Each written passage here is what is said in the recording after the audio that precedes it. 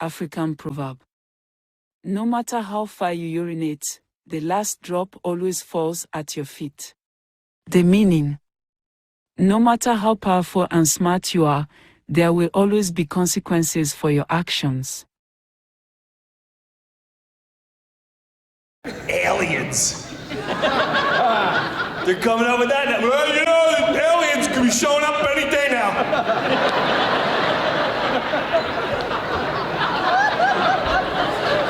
Nobody flinched. Nobody flinched. They shot down UFOs. If this was 15 years ago, we would think it's Independence Day. Did you hear they shot down a UFO? Let's build a bunker. What do we do? We'd be freaking out. They went on TV and said, we shut down UFOs.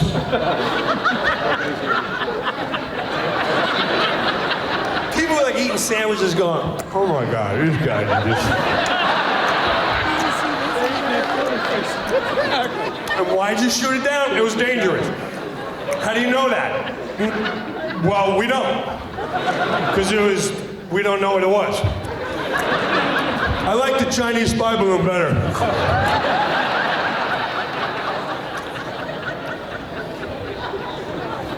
You better hope aliens don't show up and say, take me to your leader.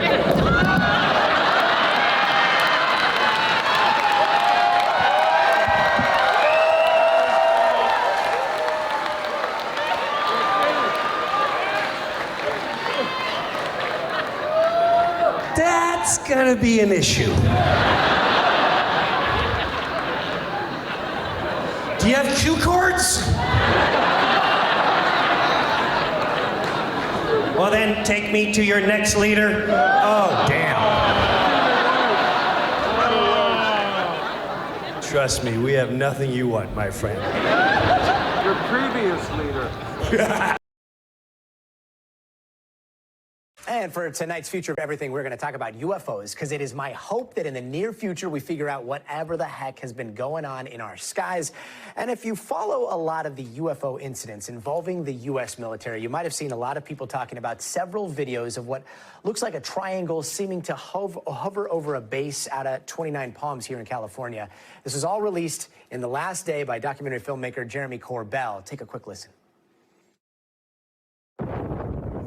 Those are not aluminum rounds because aluminum rounds fall. And nobody shoots in a 5-gun section. There's more lights around it. No, this is fucking weird. We got UFOs outside. Now, Jeremy Corbell and the co-host of the podcast Weaponized, George Knapp, say they have been looking into this since 2021. There's another image right there. He says, according to reports from witnesses, the whole thing only lasted about 10 minutes, from 8:20 when it appeared to 8:30 when it blinked out. According to Corbell, it was seen by more than 50 people, many of them Marines at Camp Wilson, who captured those images, but they just couldn't explain what they saw. If you look in the picture, you can see like a black triangular shape. Why are these not flares? Because they stayed there for a solid 10 minutes, just in the same spot. And flares don't sit in one spot for 10 minutes? No, they fall. And Jeremy Corbell himself joins us right now in the studio. So Jeremy, real quick, set the scene for us here.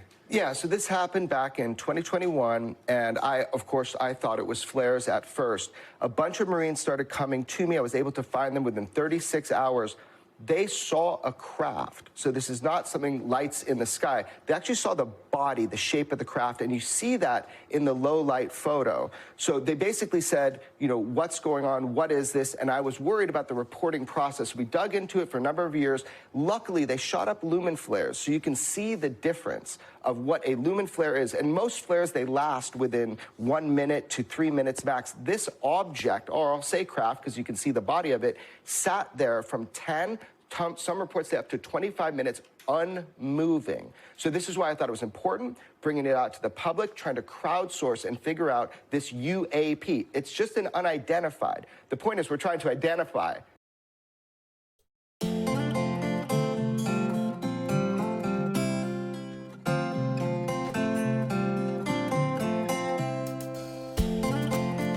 Welcome, family, to another edition of Stranger Thinking Media.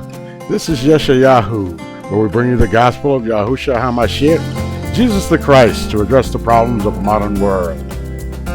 Today's topic, my friends, UAPs, Wheels in the Sky, Part 1. Unidentified aerial phenomena, UAPs, Wheels in the Sky, the ophonym.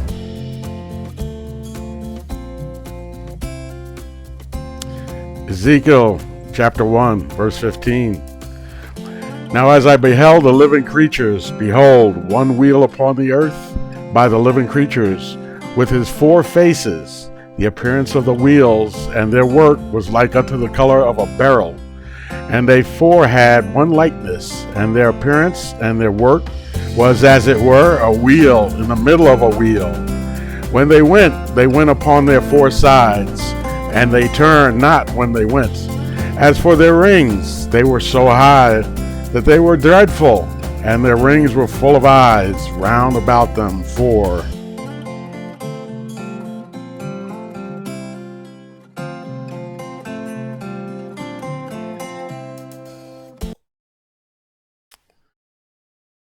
So, Ezekiel chapter 1 and verse 19. And when the living creatures went, the wheels went by them. And when the living creatures were lifted up from the earth, the wheels were lifted up. Whithersoever the spirit was to go, they went thither, was their spirit to go. And the wheels were lifted up over against them, for the spirit of the living creature was in the wheels. When those went, these went. And when those stood, these stood. And when those were lifted up from the earth, the wheels were lifted up over against them, for the spirit of the living creature was in the wheels. So, lately, as you know, if you've been paying attention at all, we've been getting all these formerly known as UFOs, unidentified flying objects, but now they're known as UAPs, unidentified aerial phenomena.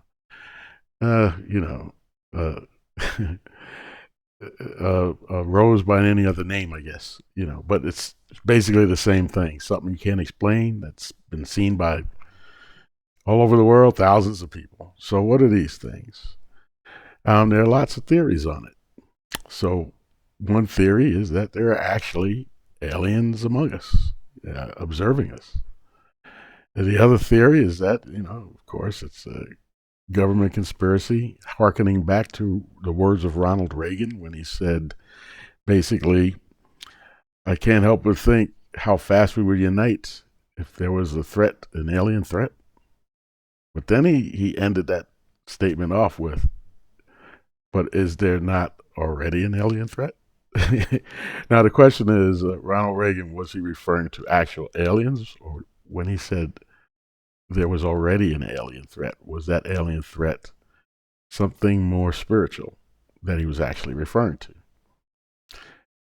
And that threat is real, and it does exist. It's been with us since day one. It deceived us in the garden, So that part is a real thing. If that was Ronald Reagan's intent by that statement, So, like I say, other people think that it's just a ploy to usher in a single world government, that we would all band together and unify if there was an external existential threat to all humanity. So, could be.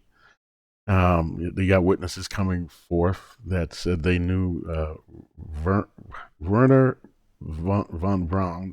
I can't even say the name right, but the guy who pioneered the a rocket engine, first in Germany and then here in the United States. So the bottom line is, people are seeing things in the sky. What are they? We don't necessarily know. But there is something to think about through all of this. When the prophet Ezekiel said he saw wheels in the sky, it was basically entities known as the ophonym. They were basically, essentially, the actual kind of like wheels of the throne of the Most High. And of course, attached to all that were cherubim. So And it said the spirit of the cherubim, or the living creatures as they're called, were in the wheels. And they would go whithersoever they were essentially directed to go. So, you can always postulate, a man at that time, if he did see a spacecraft, how would he describe it? Maybe these wheels that Ezekiel was seeing, I'm just saying, if he saw an alien craft, maybe these wheels were propulsion devices, anti-grav propulsion devices or whatever on the spacecraft. That's if you want to put it into more secular terms.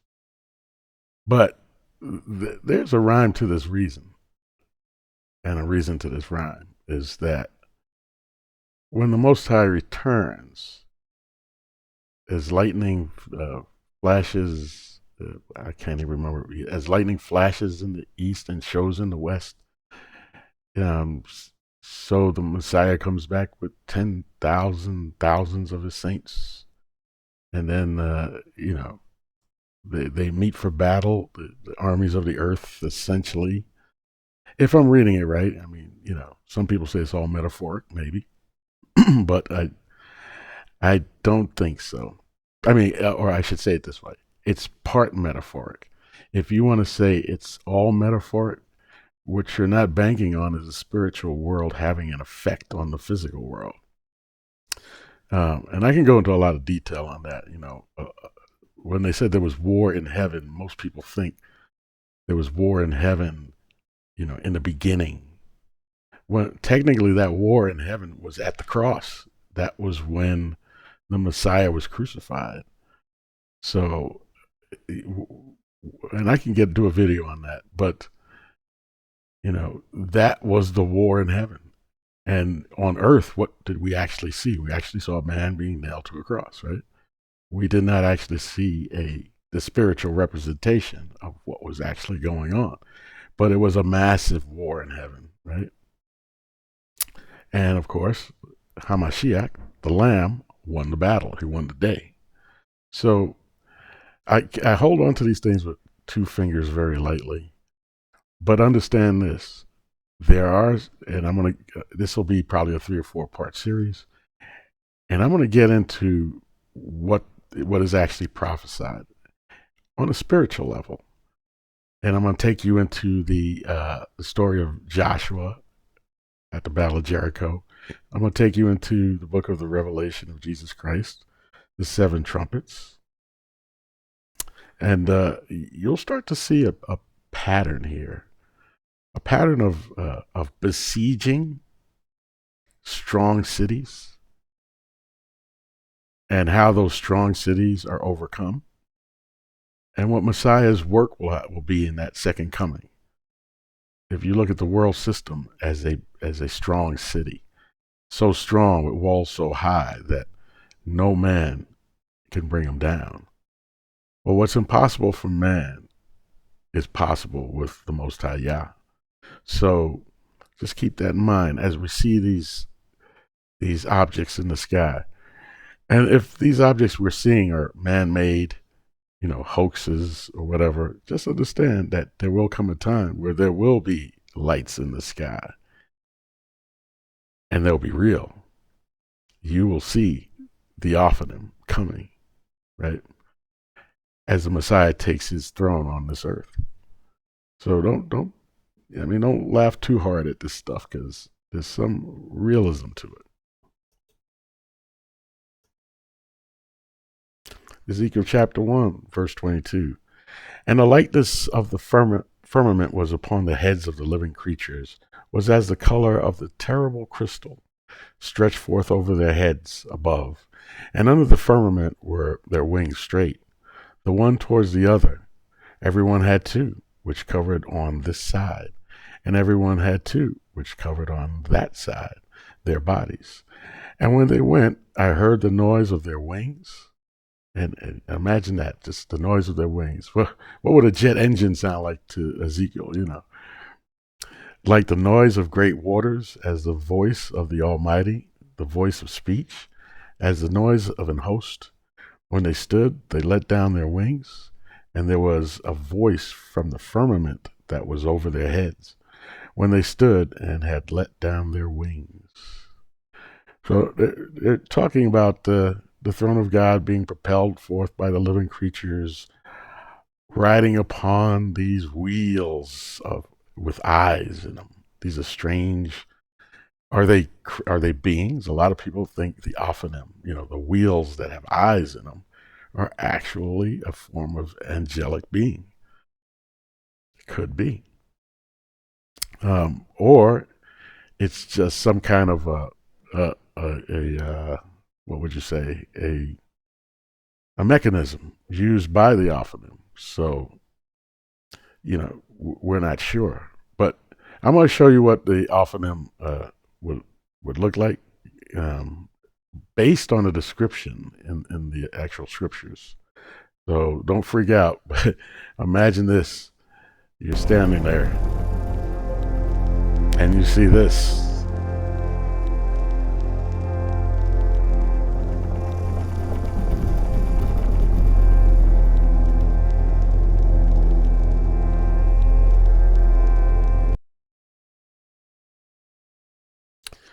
So that's quite an intriguing sight. But that's the description the scriptures give of the wheels, or what they call the Ophanim.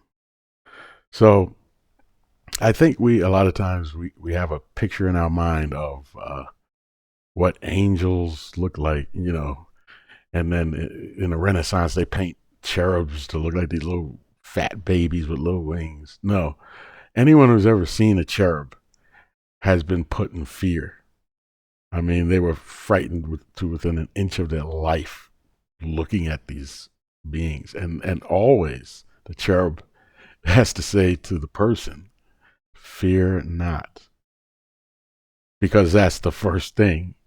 And the cherubs know that's the first thing a human is going to have when they perceive the cherub is fear, just paralyzing fear. That's how awesome a sight that is. Often even described as so holy, you're paralyzed with the perfection of it. And the prophets all at one time or another try to bow down to this thing, and they have to tell them, no, don't bow down to me. I'm just your fellow servant. Wow.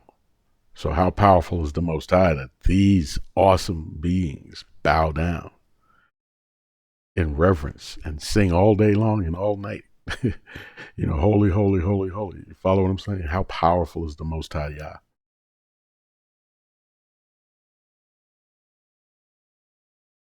So Ezekiel 1 and chapter 1, verse 26.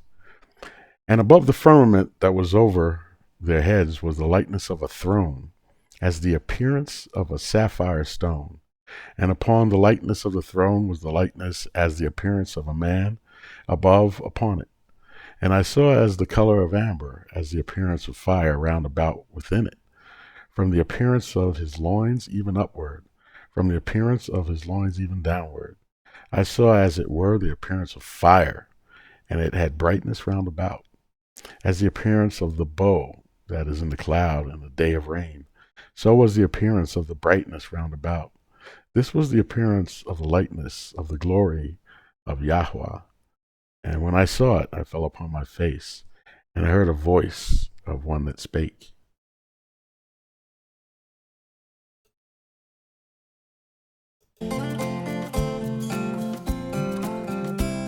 Well, that's all I had for today, family. I'm going to follow this up with some more Wheels in the Sky videos. And we're going to go into, essentially, we're going to lead into how the second coming of Christ might come about. In the meantime, I'd like to say farewell, family. I love you all so much. Thank you so much for continually supporting my content. If you did enjoy this video, hit the thumbs up button, subscribe, and turn on the notification bell, and share this with your friends and family. I'm sure they'd find it interesting as well.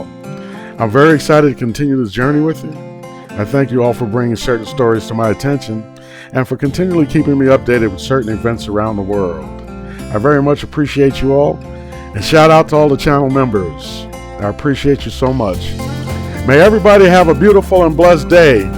who's in the body of Messiah, Yahusha HaMashiach, Jesus Christ of Nazareth.